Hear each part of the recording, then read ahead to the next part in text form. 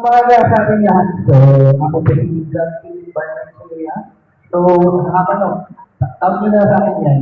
So, nag-housing po kami sa head office ko sa Mandaluyong. So, hawak po namin ng buong Cavite area, NCR area, Bulacan, Rizal. Okay, then some parts of Laguna. So, sentralisado po ang ating 48 factory na housing loan. Okay, so ngayon, i-discuss ko po yung specific housing loan natin sa dinami-rami ng housing loan program ng Pag-ibig. Pero magiging specific tayo sa pinakabago na housing loan program natin, which is yung pambansang pabahay para sa Pilipino program. So ano po ba itong installment pambansang pabahay para sa Pilipino program or for So, ito po yung flagship na programa ng administrasyon na ating present at all.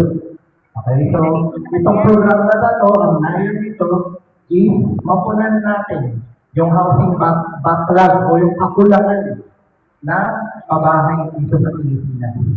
Okay, so dito nagtulong-tulong ang lahat ng mga ahensya ng gobyerno na involved sa housing tulad ng PISUN, yung DHSUD, yung naririnig natin ng HLURD dati. Okay, tapos yung mga tulad ng ibang center agency tulad ng SANSI at NHA. And then, ang pinakamadaming inventaryo na ginawa as of now is galing sa Pag-ibig. Okay, so, ngayon, represent po natin yung Expanded Fertility Program. Okay. So, para maging kwalipikado dito sa fertility natin, napakababa po kasi ng interest rate dito tulad ng i-discuss ko later. Pero, ang unang requirement po dito para maging kwalipikado sa subsidized interest rate natin plus additional subsidy rin galing sa national government, kailangan po first time home owner or home buyer po tayo. Okay, so, sino po first time home owner dito or home buyer? Okay, so, ibig sabihin ng first time home owner or home buyer po, hindi ba po kayo nakawasan ng NHA ng property?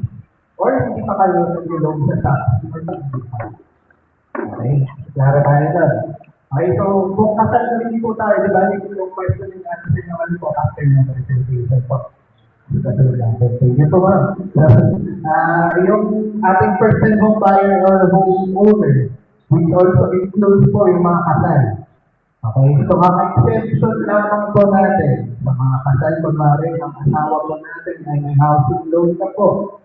Ang exception lamang po is kung na-acquire niya yung property bago kayong kasal. Pero kung na-acquire niya yung property or loan niya, kung kasal niya, hindi na rin po kwalipikado yung ating asawa. Okay. So, dito naman po sa 48 naman po yun. Yung sa regular housing natin na tulad ng diniscuss po sa affordable housing loan program, kwalipikado pa naman. Okay, so naging specific lang tayo sa programa. Okay, so yung mga may housing loan na dyan, pwede naman po tayo mag-loan counseling after dito kung regular housing loan po ang gusto. Pero maging specific lang tayo sa presentation natin. Okay, so next slide. So, sino pong kwalipikado sa pambansang pabahay para sa Pilipino program natin? Sa mga regular housing loan po namin, first requirement po is may savings po tayo ng at least 24 months. Pero para sa 48, reneduce na lamang po natin na